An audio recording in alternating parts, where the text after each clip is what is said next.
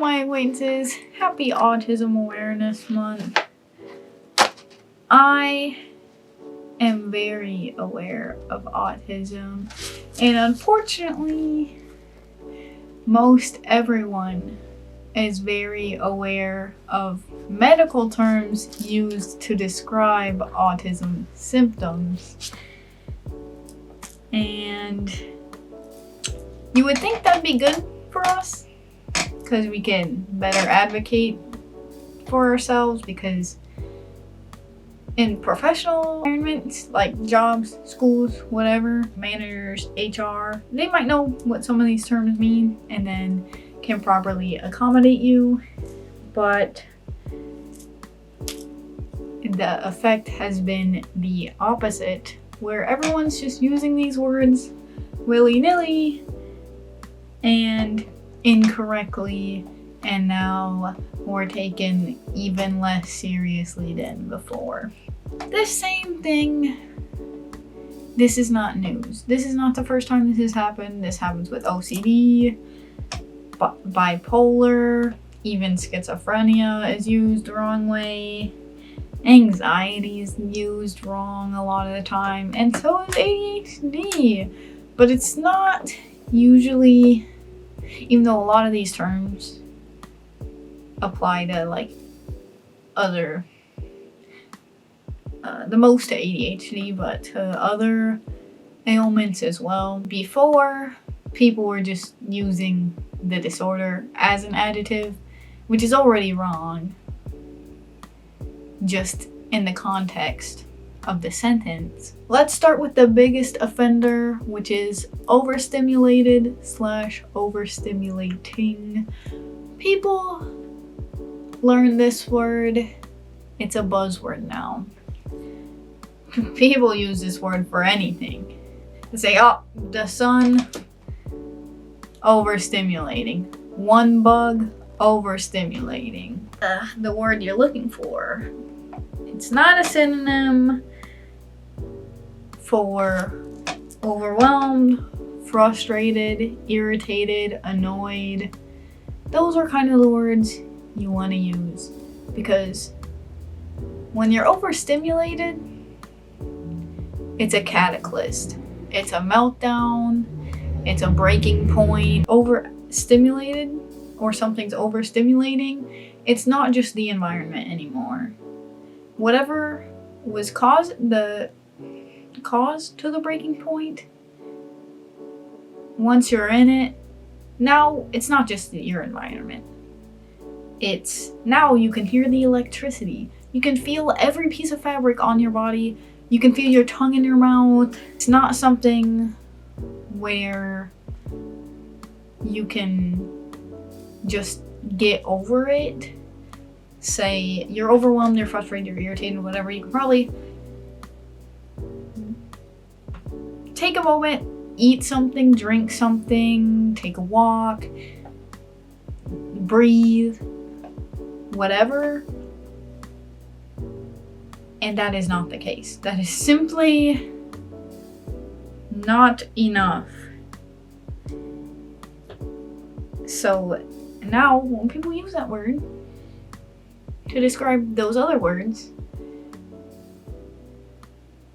people are like, yeah, I'm about to freak the fuck out because I'm overstimulated. We're now told, okay, go drink some water. And then and then you're gonna yell at your manager and lose your job. So, and they're not gonna accommodate you because they think overstimulated is just an adjective for anything rather than an adjective to describe a symptom of disability. Debilitating, I believe is the word.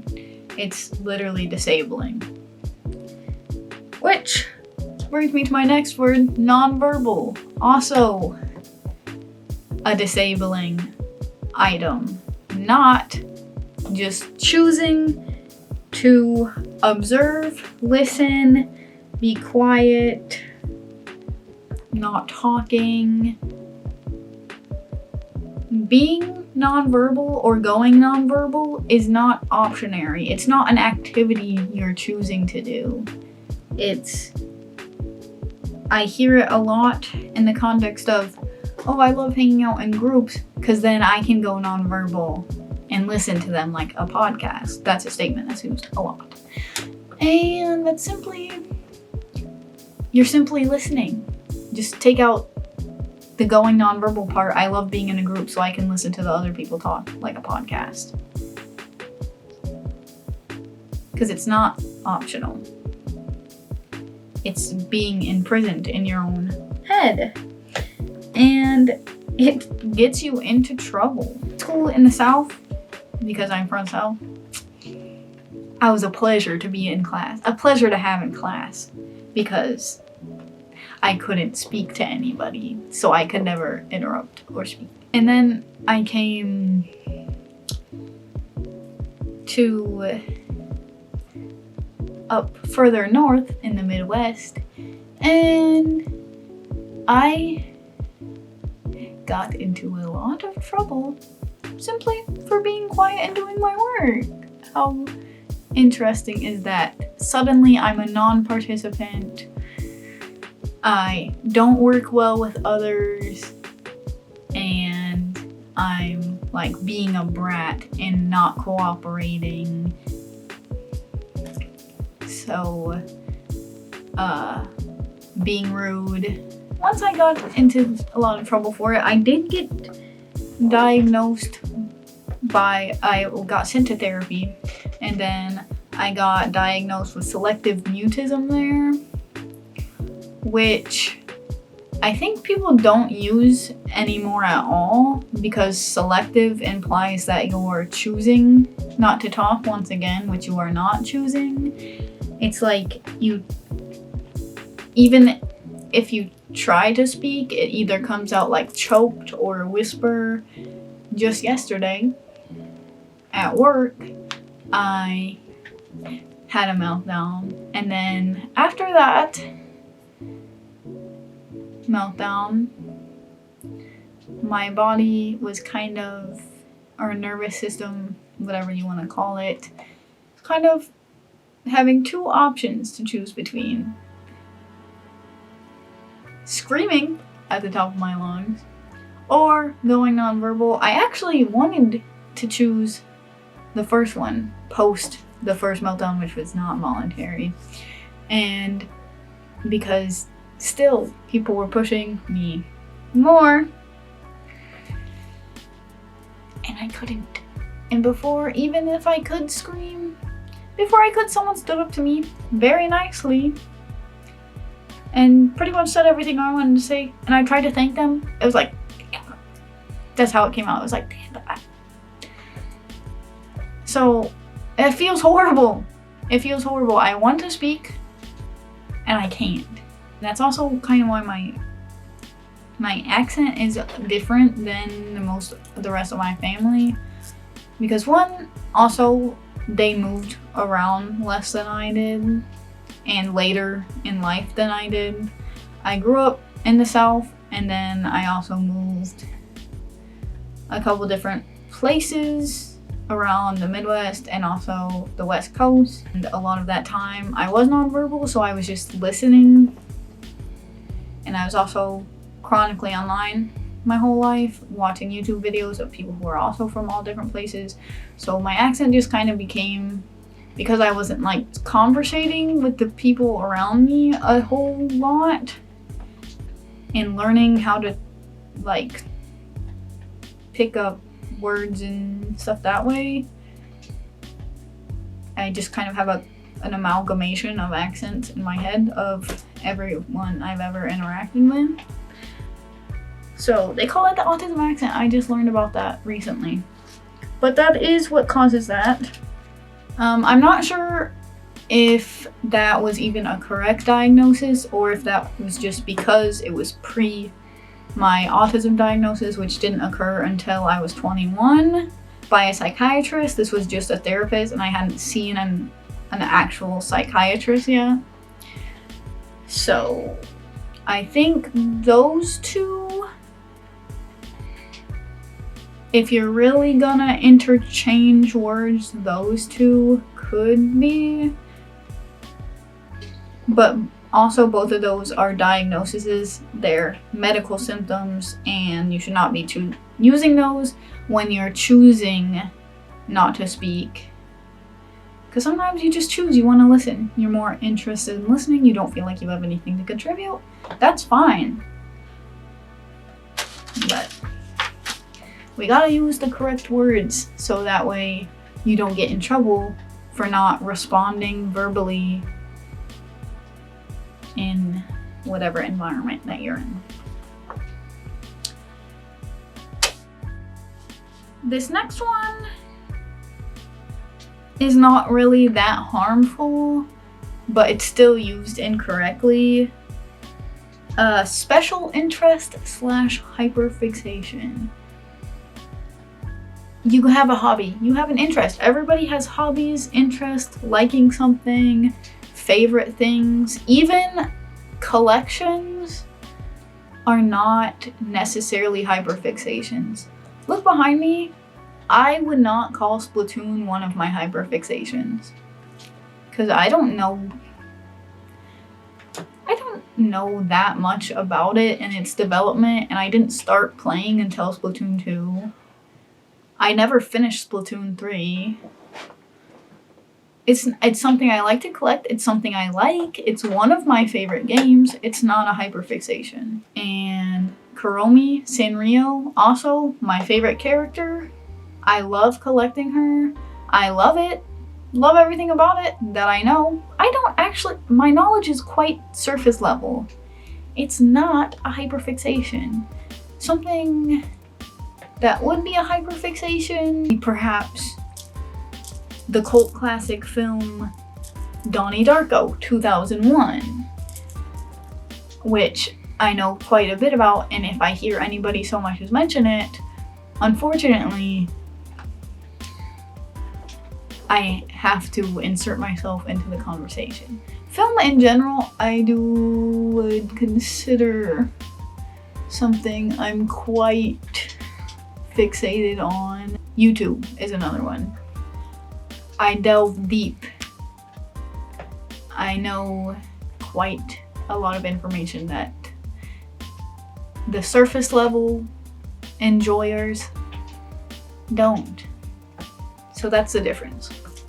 It's not really that harmful to call something a special interest or a hyperfixation of yours, but it's not entirely accurate to use that. Something a little more harmful, but not as harmful as the other two, is using the word like stim, and specifically vocal and verbal stimming, when what's really happening is you have something stuck in your head, which is completely normal and happens to everybody, not even just neurodivergent people. Stuff gets stuck in my head all the time. That doesn't mean, and just that it being stuck in your head isn't voluntary, but telling a meme or a joke within a conversation or quoting something when it's relevant is voluntary. Tics are not. So most verbal or vocal stims are more so sounds within. I'm speaking on autism here because that's what I have. When it comes to Tourette's, I'm sure a meme like could be a stim or a tic, but the way people be using it is not anything. So it's harmful because when people do something voluntarily and call it stimming or ticking, it makes people think the involuntary actions are voluntary. And that's why at Autism Speaks, they electrocute kids who tick or stim because they think it'll make them stop, because they think it's something they can control, and it's not. Neurodivergence. Here's a word people like. I might be a little spicy, a little bit Neurospicy. Isn't everyone a little bit spicy? I'd Spicy rather is better than you call me the R trouble word. with Please. Don't call me Neurospicy, please. I'm begging you. I think this term is largely, if not only, preferred by people who are undiagnosed. And I'm not saying that's necessarily like a bad thing if you're self-diagnosed. Well, I think it is bad in general to self-diagnose because it causes ghost symptoms that you didn't really have before, but you read them and you're like, maybe I kind of do that, and then you start doing it a lot more because you read it. I think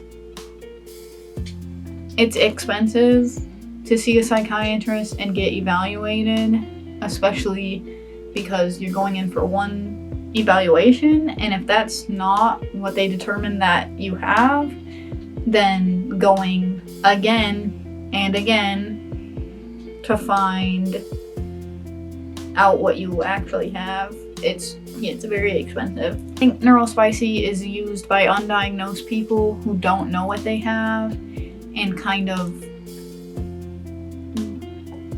it's quirky. It's I want to be quirky, la la la, this is funny, but I don't think it should be. And it's kind of fallen out of the common space, like commonly used words, but I wanted to include it just because this is my video and I don't think I'll be making another video on this topic.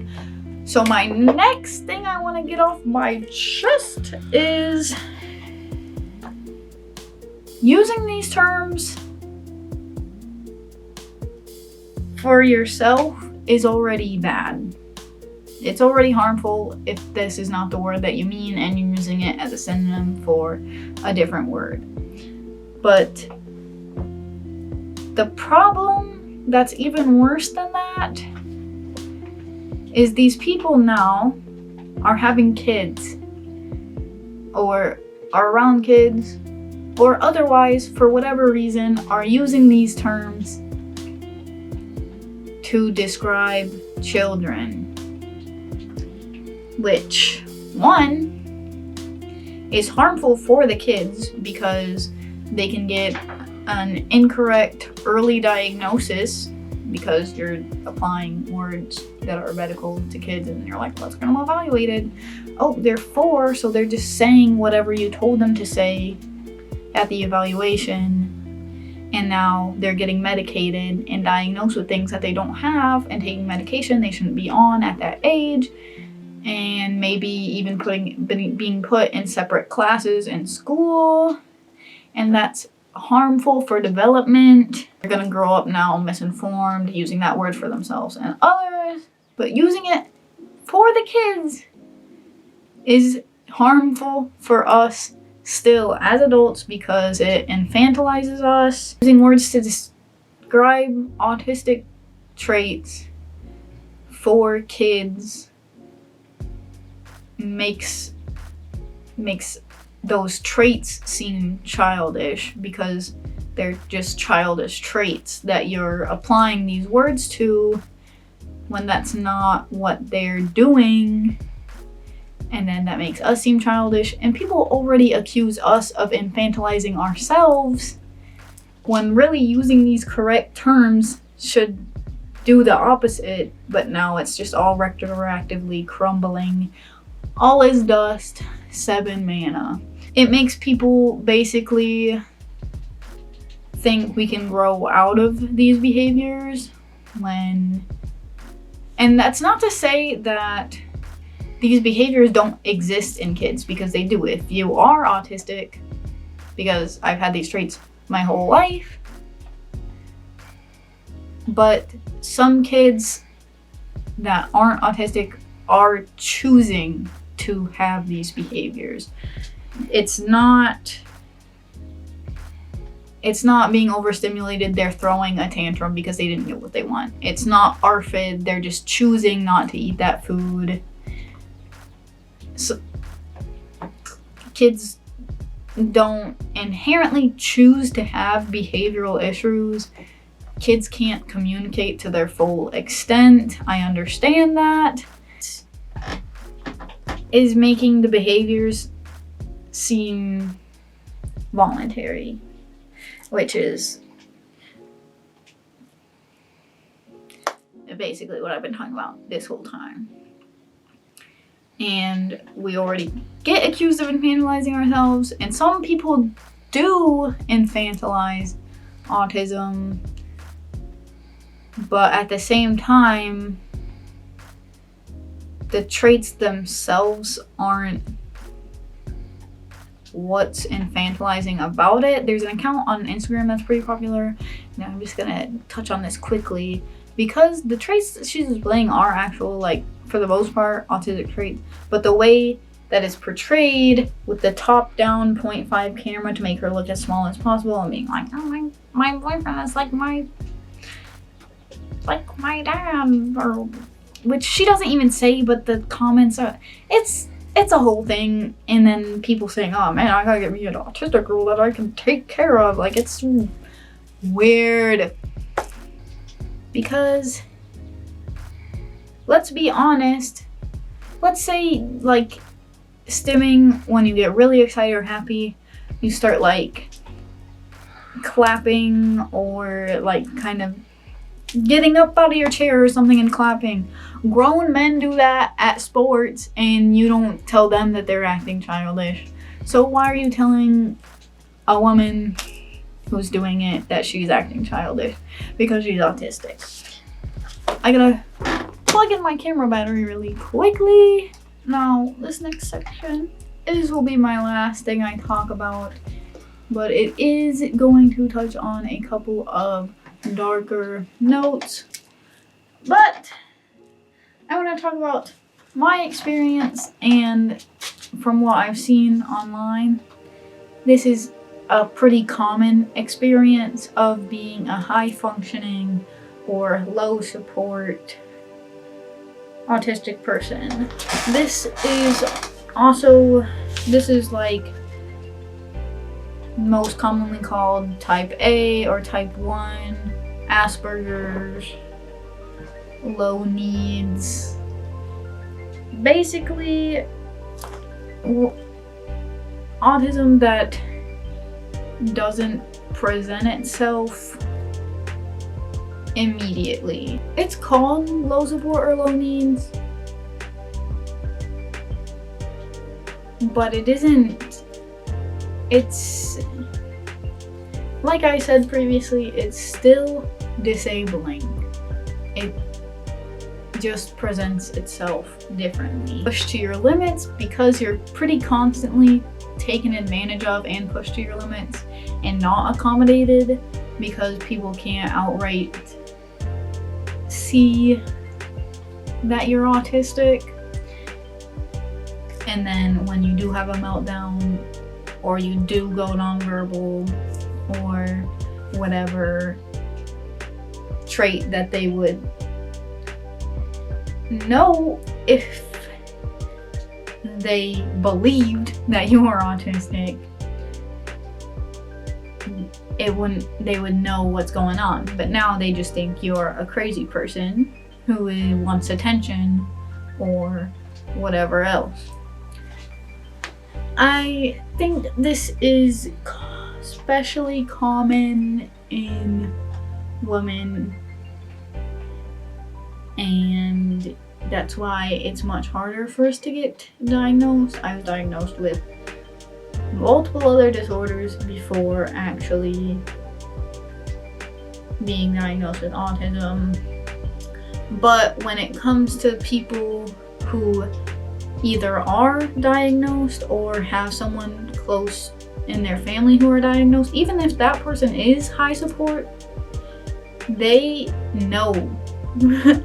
And they can usually tell that, oh yeah, you are autistic because you have these traits and you're not being rude to me, you are autistic. Times growing up, the nicest thing that people could say about me when you did those, like, if you ever had to do these exercises in class where you had to write something nice down about everybody in the room for either like Valentine's Day or just for like whatever the teacher was asking you that for. The nicest thing people say about you is that you're funny or quiet. I think that's just a nice way of calling you autistic and ugly as a girl. It's mean. I'm not saying that. It's just something I noticed when I was thinking about it. Are often alienated and singled out when you're high functioning, particularly because people find you off-putting and they don't know why, and they can't say they don't like you because you're autistic, but that's often why. They don't like you because you're quiet or weird or fidgety or you're direct in the way that you speak. So they find anything possible that you've done even wrong a little bit because they already don't like you and they can't pinpoint why, because they don't outwardly see you as looking autistic.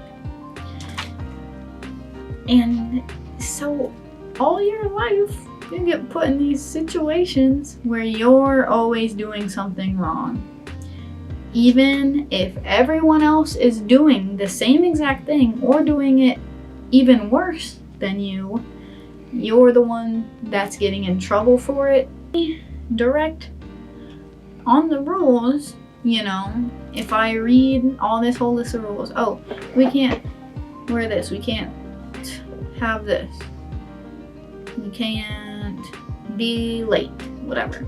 And then you notice you're coming on time every day, or you're wearing the uniform every day, and other people aren't. So one day you do the same thing as everyone else, and you're getting written up for it that same day, the first offense.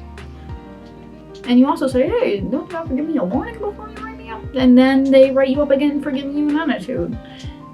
And you notice that other people who do it in a much worse offending way, like you're late, let's say you're late 5 minutes and they're late 15 minutes every day. The other people who are fine and never get talking to, they're often better socially. And I understand that you need to connect and network in life. That's how life works. But it's not that I'm being rude in any way. And it's not that I'm working in customer service anymore. And when I did work in customer service, I was good at, scripting out interactions with people and talking to them much better. So it's not, your whole life kind of goes this way. No matter what job you go to, you think, it's just these people who have it out for me. You go to a new job, immediately you're the one that people have it out for again. And you go through like wanting to make friends and friendships and social situations. The same type of thing occurs. Rules for thee, not for me.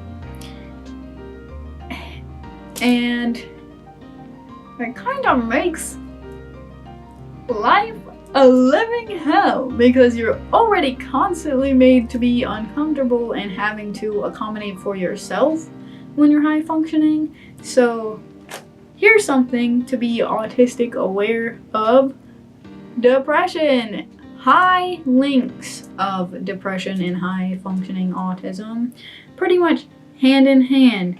Give almost any high functioning autistic person a and they might immediately. It's kind of made to difficult living life on hard nightmare mode all the time for not something that you did. wrong, but it sure feels that way. So you try to change, and it doesn't make any type of difference. So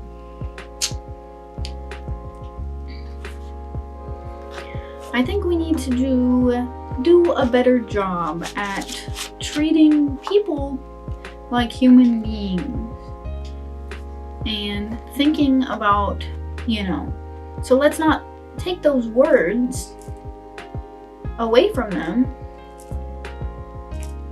and use them to describe voluntary actions that you're doing, because that's a little harmful for everyone. So that's just pretty much what I wanted everyone to be aware of this Autism Awareness Month. And that's about it. So yeah. You know the bye, subscribe. See you later, all you